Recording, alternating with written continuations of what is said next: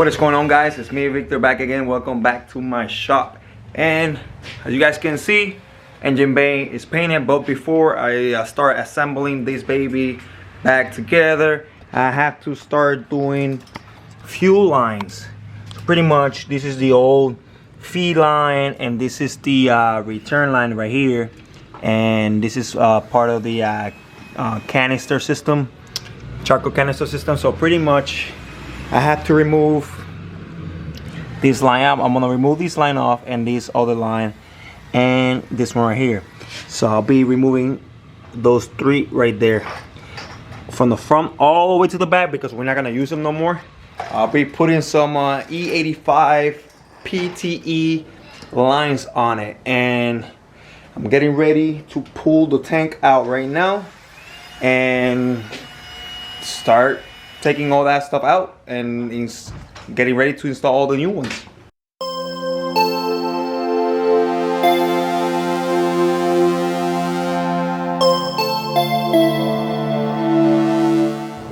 Alright, so I got the tank over here. It's all nice and cleaned up.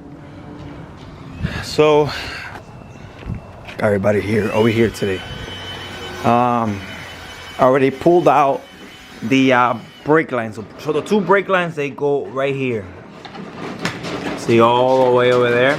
So now all these three lines, I'm not gonna be running them. This one's, like I said, this one is for the charcoal canister system, and then this is return, and this is the feed line. So I'm gonna remove all these three, and then I'll be running the -8 line all the way through here, over there, to the factory stuff. And then you see right here, I'm gonna cut this off, and then so the -6 line can fit through here. So I'm gonna run it also all the way through, and then it's gonna look all nice and clean, OE look to it. So yeah, I'm gonna go ahead and start removing all this, get this cleaned out, and then just notch this out and then put the lines on.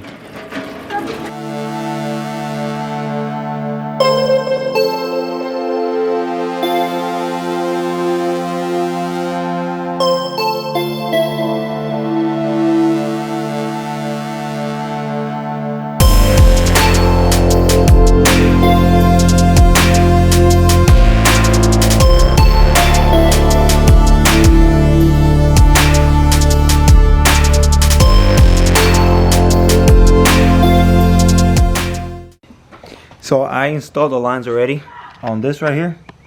I gotta put a zip tie right there just because it was too loose for it. So it has zip ties all the way down. And then I'm gonna go ahead and install it on the car, install the two brake lines right here, and then I'm just gonna bolt everything up, and then I'll show you guys how they look on the engine bay. Alright, so all the lines are run already. I'm using the factory brackets to put it where the old fuel lines used to go at.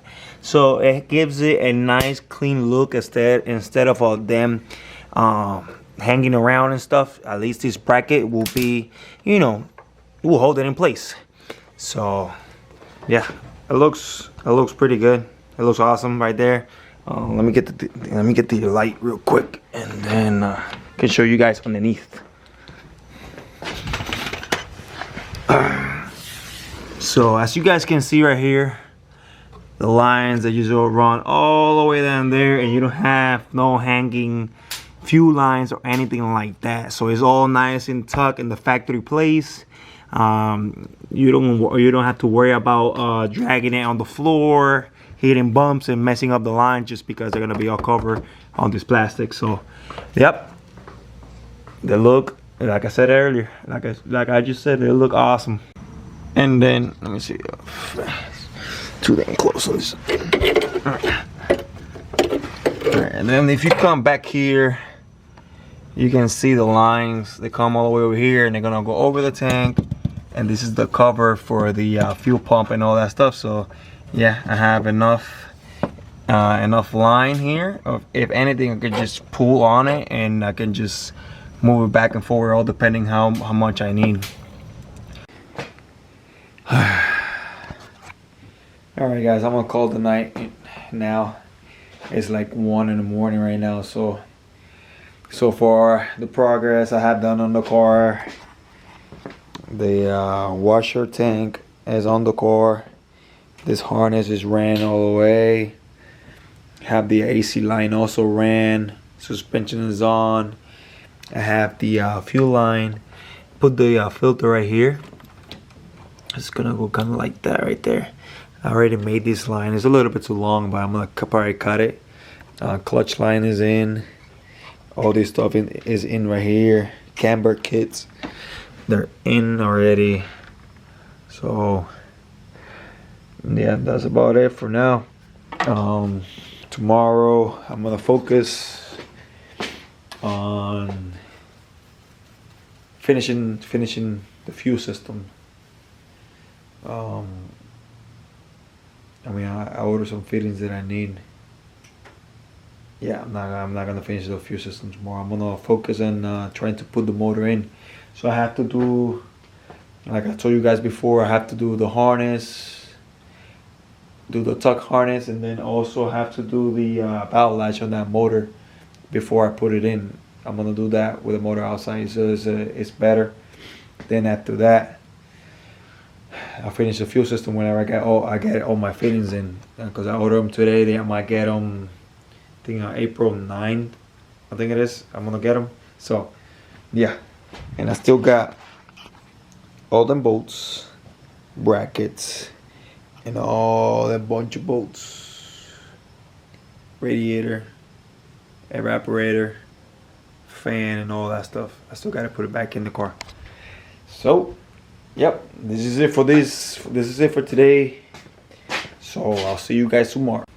So I have the engine over here, the engine hoist, and I'm getting ready to install the world most expensive clutch I found on eBay.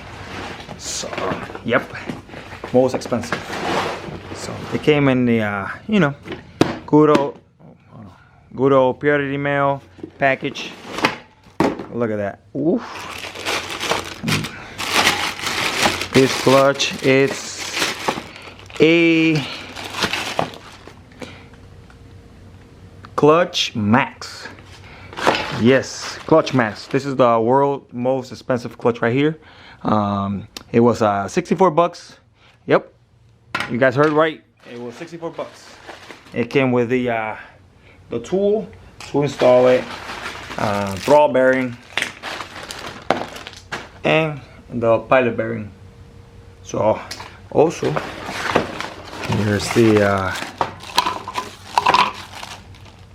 6-plug unsprung clutch discs. This is gonna be really hard for the street, but race car, I don't care.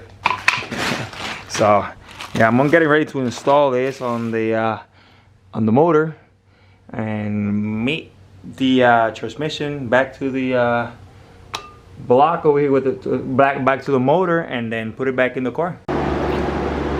Transmission meet on the motor. Everything is in the little little cart. It's getting ready to slide underneath over here. Pretty soon it's gonna meet his new home. Well, it was the same home but remodeled now. So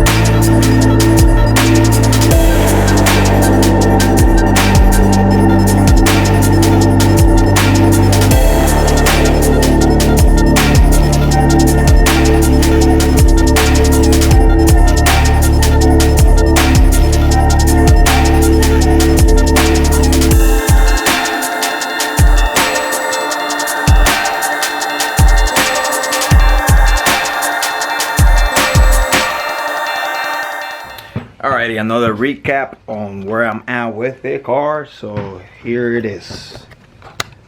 The engine is all in the car. CV axles are in. All suspension components. K-member, all harnesses and stuff. AC lines. See, I think I will be able to run this line through here. I'm gonna have to just wrap it on those heat wraps or those sleeves they sell. So I gotta buy those and get them in. Power steering, everything is in. So I think I'm gonna put the fender on. Install the fenders just because I want to. I think I'm gonna start mocking up the intercooler and start doing all the intercooler piping in a little bit. But first I have to install the fenders and lights and all that stuff and see where everything's gonna be running through. So yeah, it's coming along really good. So stay tuned. All right, so let me show you guys how simple it is to install this. So pretty much you grab, these are PTE lines, so you pretty much slide this over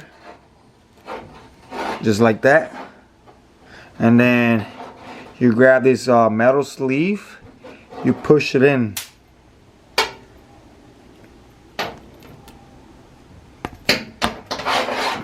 once it's all the way complete, all the way down.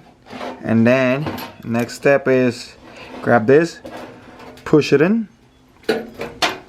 and that's it. You just slide this back, start screwing in the fitting. You can even do this by hand. It's so amazing. It's almost there. Now you grab your wrench or adjustable wrench, and then just make it nice and tight, and that's it. And you have your line already done. They are a little bit bulky, but I mean, these lines and fittings are work perfect, and for the price they're actually really good. Can't complain. So I have the fuel system already done on this side. You can see right here has a 90 going down underneath the throttle body to the fuel filter right here, and then all the way to the back, and then here's the return line all the way to the this is the E85 sensor, flex fuel sensor, and then right to the regulator right here. So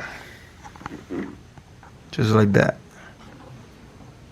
Well guys, I'm gonna wrap up this video right here. Stay tuned for the next one, where I'll be teaching you guys how I end up putting a Wildbro 525 pump on a Honda sending unit. So yeah, stay tuned for that. And if you guys reached to this point, thank you guys for the support. Consider subscribing and liking this video, and I'll see you guys in the next one. Peace out, guys.